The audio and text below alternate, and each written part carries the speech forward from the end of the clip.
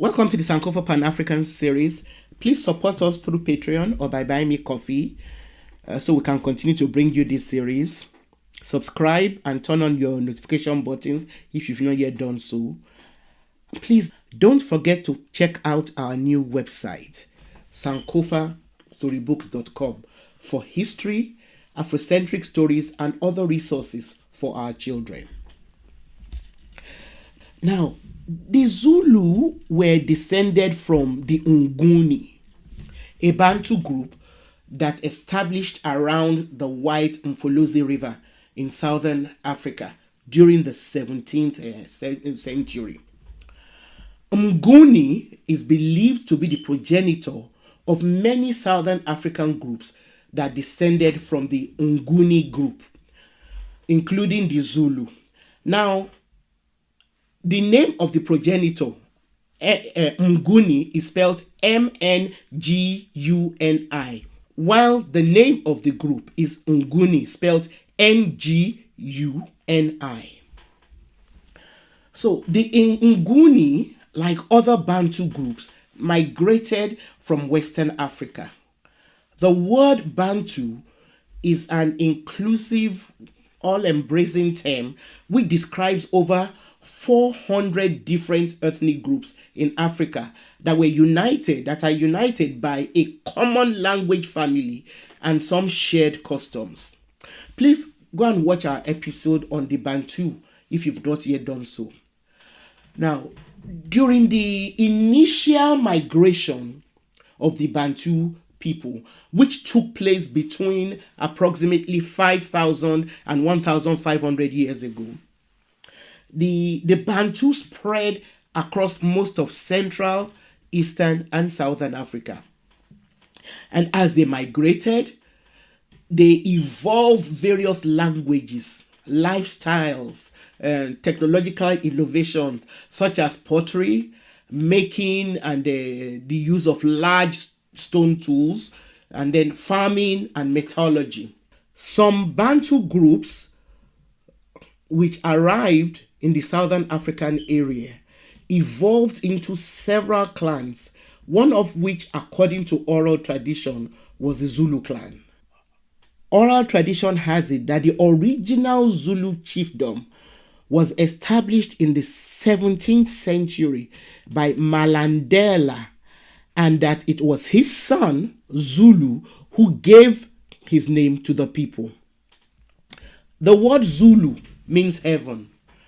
So the people became known as the Amazulu, the people of heaven. They were initially a relatively simple group until the great Shaka became their king in 1816.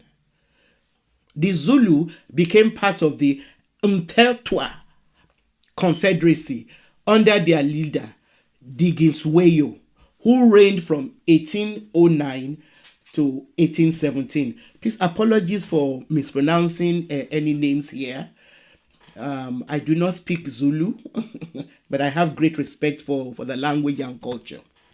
Anyway, for reasons which are now obscure, Shaka was sent away from the clan by his father, but found refuge with the powerful Diginsweyo, who, as I earlier said, was the king of the Mteltwa Confederacy.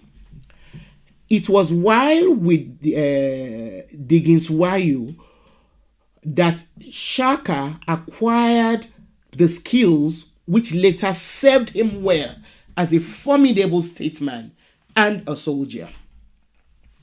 After Diginsweyo's death, Shaka was able to establish his people's dominance over their neighbors. Within about 12 short years, Shaka turned the small Zulu chiefdom into an empire, either by persuading or conquering the neighboring kingdoms. By using a well-disciplined and efficient fighting force, he expanded the kingdom's area in the north from roughly the Mzinkulu River and up to the Tuligela River in the south, and then in the north up to the Drakensberg Mountains, and then eastward to the coast. The land was a fertile grassland, beautiful landscape of rolling hills and deep river gorges. It's still one of the most stunning places on earth to visit. This period during which Shaka was building the empire is known as the Mfekane, or the crushing, because the kingdoms and chiefdoms that refused to join the Zulu Empire were either forced to flee or were destroyed. Shaka's empire building succeeded because of a number of strategies which he innovated. One of such strategies was the introduction of a system of conscription, and young people who tried to avoid being conscripted were forcibly removed from their homes and trained into soldiers that were loyal to the crown. Another one of Shaka's strategies was to divide up his soldiers into regiments known as amabutu, or age groups, to defend a system of fortified settlements, which Shaka also established, known as Amakanda. Their job was to guard against raiders and provide protection for refugees, people who were seeking refuge under him and his new empire. He also introduced advanced fighting methods and weapons like the short stabbing spear, which he used to replace the long throwing ones. He was apparently a most talented warrior because he came up with a unique he also came up with a unique battle formation known as the horns of the buffalo, which was effective in building the Zulu Empire. Shaka reigned from 1816 to 1828, when he was assassinated and succeeded by his half-brother, Dingane.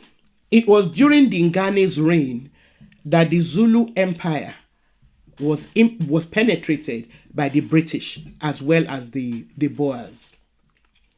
Although he only reigned for 12 years, Shaka left large footprints in the way he revolutionized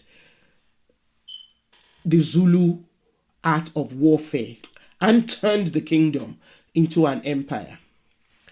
He was also the one who began the process of shaping the identity of the Zulu nation into the admirable one that we now know. The Zulus are also closely related to other groups like the Ntobela.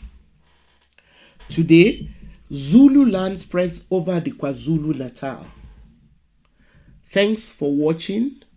Please support us through Patreon and by buying me coffee so we can continue to bring you this series.